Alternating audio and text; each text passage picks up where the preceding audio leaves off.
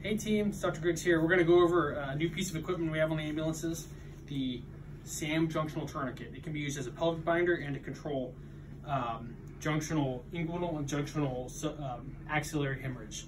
So you'll notice next to in the ambulance, you're going to have a brown bag that says Pelvic Sling / Junctional Tourniquet on it.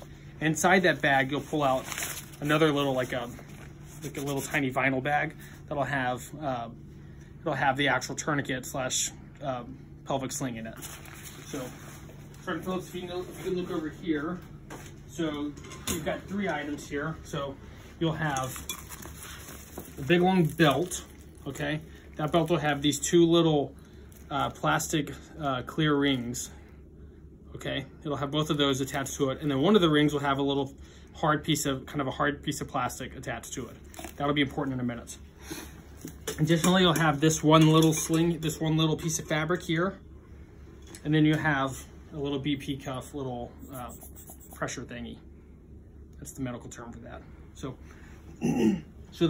this can be used for 3 things. Like I said, you can use it as a pelvic binder to control pelvic, unstable pelvic fractures. You can use it to control junctional hemorrhage, specifically coming from the femoral artery, or you can use it to control junctional axillary hemorrhage, so like a subclavian injury, or probably more likely an axillary artery injury, but you'll include at the subclavian artery. So first thing we're going to do is use this bad boy just as a pelvic binder. So if you're using it just as a pelvic binder, you don't need any of this other stuff on there.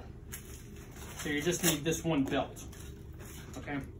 When you have the belt, you're going to first identify your landmarks. So not up here at the iliac wings, you're going to come down to the greater trochanter. So right there. Okay. And remember, what you're trying to do is take those greater trochs and rotate them in. That'll lessen the space that you can potentially bleed into if you have a pelvic fracture.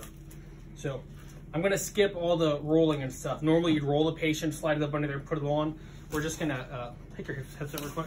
We're just going to put it up under just like that. Okay. So now Bryant has this pelvic binder that's placed ready to roll. So ready to tighten. So 2 steps. First step, connect the clip. Second step, you're going to take, there's 2 brown handles. You're just going to pull those handles, and then at some point you're going to feel a click. Boom. There you go.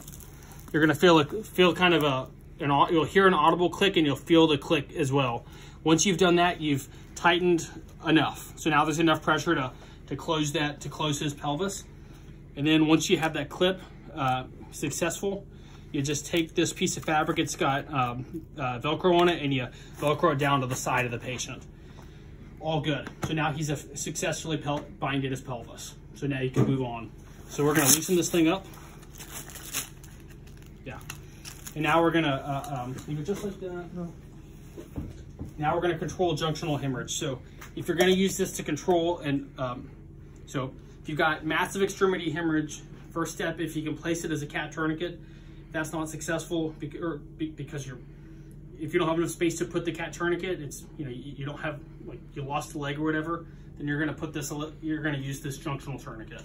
So you've got these 2 pieces of plastic here. So they Velcro in like that. And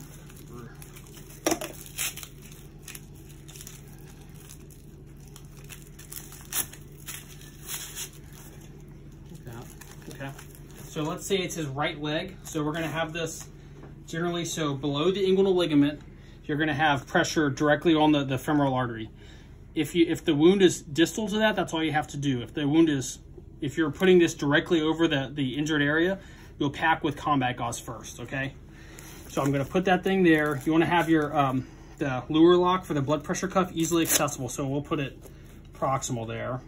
Okay. And again, just like a pelvic binder, we're going to close off. I'm going to pull these 2 brown straps and should tighten it up. All right, so I felt that click. Now I'm going to Velcro down.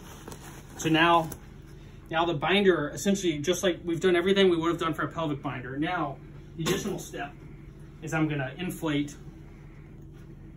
I'm going to take my blood pressure cuff, lure lock it in, make sure the valve is closed off, and I'm going to inflate. Feel some pressure? Oh, yeah. Okay, so you'd keep pumping up until you lose your distal pulse. He's got his boots on still, so we're not going to do that. That's how we would stop that hemorrhage. Okay, to release it, counterclockwise turn to your BP cuff valve. That'll release. Take the lower lock off, loosen things up.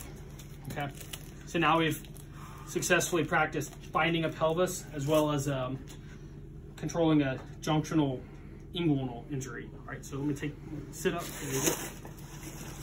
Okay, there you go. All right, so the last thing we're going to do is control a. Actually, we'll stop there. I'm going to make a separate video for the axillary one. So